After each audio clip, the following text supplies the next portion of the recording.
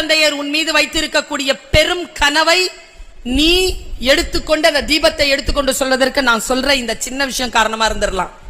நான் அப்படிதான் எடுத்துட்டு போறேன். பாரு, மதுரைக்கு போயிருக்கேன். எல்லா தோழிகளும் கோயிலுக்கு போனாங்க. என்னன்னு தெரியல, எனக்கு அன்னைக்கு கோயிலுக்கு போக சூழல் இல்லை. நான் வாசல்ல உட்காந்துருக்கேன். எல்லாரும் உள்ள போனாங்க. வெளியில போர்ட் போட்டிருந்தது. நான் வெளியில வாசல்ல காத்திருக்கிறேன். இவங்க எல்லாம் கோயிலில் போய் ரொம்ப நுட்பமாக கவனிச்சுக்கோ. கோயிலுக்கு போயிட்டு இவங்க திரும்பி வராங்க. திரும்பி வரத்துக்கு ஒரு 2 மணி நேரம் ஆயிடுச்சுங்க. அவ்வளோ நேரம் ஆகுது போல. உள்ளே போய் திரும்பி ஃபுல்லாக சுற்றி வருது. 2 hours ஆச்சு. நான் 4 o'clockலேருந்து கடை திறப்பிலேருந்து உட்காந்துருக்கிறேன். கோயில் நட திறந்தாங்க. நட திறந்து ஒரு 6:30 ஆயிடுச்சு. 7 மணி அப்படி தான் உள்ள அவங்க வராங்க. அதுக்குள்ளே எனக்கு நடந்து முடிந்த ஒரு சம்பவத்தை சொல்கிறேன். நான் வாசலில் உட்காந்துருக்கேன். அப்போ கோயில் யானை, எனக்கு என்னன்னு தெரியல, யானை ரொம்ப பிடிக்கும். அது கண்ணு மட்டும் நம்ம கண்ட்ரோலுக்கு வராது, அது உடம்பெல்லாம் நம்ம கண்ட்ரோலில் இருக்கும். ஆறா ரொம்ப பெருசு அதுக்கு. நீ எந்த யானை மேலே உட்காந்தாலும் அது இடிக்காமல் கூட்டிகிட்டு போவோம் உன்னை. நாம் சும்மா இங்கே தலைவாசல் இருந்தாலும் நம்ம இப்படி குனிஞ்சிட்டு போவோம், நம்ம முட்டிக்குவோமோன்ட்டு.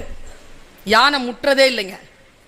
ஏன் யானை கஜமிருகமா இருக்கு, ஏன் யானைக்கு அவ்வளவு பவர் அப்படிங்கிறத நம்ம சாதாரணமா நம்ம பார்த்தாலாம் நமக்கு புரியாது. எனக்கு யானை ரொம்ப பிடிக்கும். யானை பார்த்துட்டு இருக்கேன், இப்படி அசைஞ்சி நின்றுட்டே இருந்துச்சா, எனக்கு திடீர்னு ஒரு ஆசை, போய் தான் ஆசீர்வாதம் வாங்குவோமே. நேரம் எழுந்துருச்சேன்னா பர்ஸை திறந்து பார்த்தா 40 ரூபா இருந்துச்சு.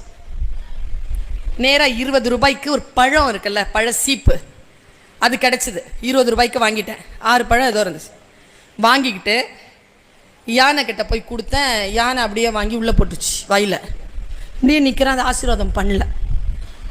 ஒரு பொடியை இந்த மாதிரி வந்தான், 1 ரூபா கொடுத்தாங்க.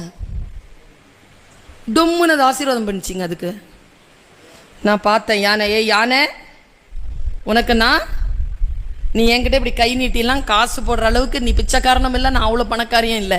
யானைக்கு யாருங்க பிச்சை போடுறது? போட மாட்டேன். சாப்பாடு கொடுக்குற ஆசீர்வாதம் பண்ணு.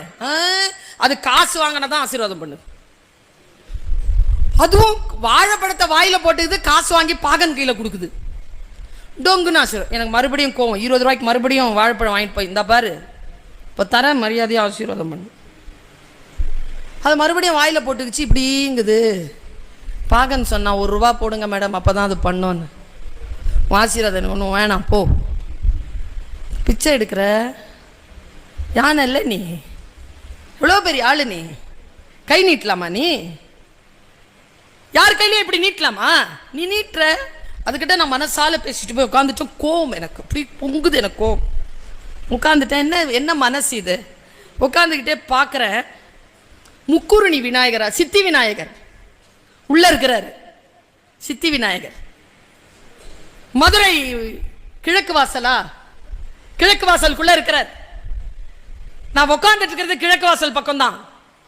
நான் பார்க்கிறேன், இந்த பெரிய விநாயகர் யானை, இந்த பெரிய தொப்பை. ஆண்களுக்கு சொல்கிறேன், விநாயகனுக்கு மட்டும்தான் தொப்பை அழகு. அதுல ஒரு பெல்ட், பாம்பு பெல்ட் அழகா முடிச்சு போட்டு, முன்னால் ஒரு மூஞ்சூறு நிறைய சாப்பாடு, அப்படி இருக்கிறார். இருக்குது தும்பிக்கை வச்சுட்டு இப்படி இருக்காரு. ஒரு தந்தம் இப்படி இருக்கு, ஒரு தந்தம் உடஞ்சிருக்கு. என்னடான்னு பார்க்குறேன். அந்த சிலையை தூரத்துலேருந்து பார்க்குறேன். அந்த சிலையில தந்தம் உடஞ்சிருக்குது. ஏன்னா மகாபாரதம் எழுதுகின்ற பொழுது வியாசர் சொல்ல, விநாயகன் தான் மகாபாரதத்தை எழுதுகிறார். அப்படி எழுதுகின்ற பொழுது அவர் இடத்தில் எழுத்தாணி இல்லை. காலம் வியாசர் மூலமாக மகாபாரதத்தை சொல்ல தொடங்கியவுடன் எழுத்தாணிக்கு பதிலாக தன்னுடைய தந்தத்தை உடைத்து எழுத்தாணியாக மாற்றிக்கொண்டாராம். தன் அழகை உடைத்து எழுத்தாணியாக மாற்றிக்கொண்டவர் தமிழர் இனத்திலே மூலக்கடவுளாக பார்க்கப்படுகிறார். சரியா? அவரை பார்த்தேன்.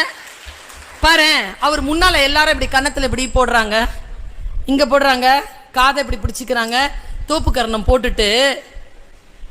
எனக்கு தெரிஞ்சு எல்லாருங்க செய்றீங்களா? விநாயக பெருமானே மனசுல பளிச்சுன்னு ஒரு கேள்விங்க. வெளியில இருக்கிறத யானை, உள்ள இருக்கிறத யானை. ஒரு யானை நம்ம கிட்ட பிச்சை கேக்குது, ஒரு யானை நமக்கெல்லாம் பிச்சை போடுது. What is the difference?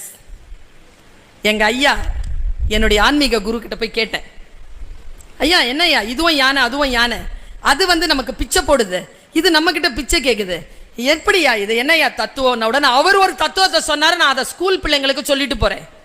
அவர் சொன்னார், யானைனா மதம் பிடிக்கும் சுல்தானா. மதம் அப்படிங்கிறது யானையினுடைய பலவீனம். மத்தகமெல்லாம் வீங்கிரும், கண்ணில இருந்து வாயிலிருந்து கருப்பு நீர் வடியும், யாரை பார்த்தாலும் மிதிக்கும், யாரை பார்த்தாலும் அழிக்கும். அதை கண்ட்ரோலே பண்ண முடியாது. இந்த மதம் எல்லாருக்கும் பிடிக்கும், சரி, கோயில் யானைக்கும் பிடிக்கும். அது என்ன பண்ணுது? தன்னுடைய பலவீனத்தை அடக்கக்கூடிய ஆயுதம் அங்குசம். அங்குசம்னு ஒண்ணு இருக்குது. கும்கி படம் பாத்தீங்கன்னா தெரியும் உங்களுக்கு. கையில ஒருத்தர் அங்குசத்தை வச்சுட்டே சுத்தர். படம் சொன்னதான் பிள்ளைங்களுக்கு புரியுது, என்ன பண்றது? அந்த அங்குசத்தை, தன் பலவீனத்தை அடக்கக்கூடிய ஆயுதமான அங்குசத்தை அது பாகன் கையில் கொடுத்திருக்கிறது. அவன் தான் இதை அடக்கணும். அதனால இது பிச்சை கேக்கு. உள்ள போய் விநாயகனை பார், உங்க வீட்டுல விநாயகர் சிலை இருந்தால் பார், அவர் கையில் வைத்திருப்பதே, ஃபர்ஸ்ட் கையில் அவர் வச்சிருக்கிறதே அங்குசம் தான். எவன் ஒருவன் தன் பலவீனத்தை அடக்கக்கூடிய ஆயுதத்தை தன் கையிலே வைத்திருப்பானோ அவன் அடுத்தவர்களுக்கு பிச்சை போடுவான். எவன் ஒருவன் அதை அடுத்தவர்கள் கையில் கொடுத்திருக்கிறானோ அவன் பிச்சை எடுப்பான். குழந்தைகளே, உங்கள் பலவீனத்தை அடக்கக்கூடிய ஆயுதத்தை நீங்கள் யாரிடத்திலும் கொடுக்காதீர்கள்.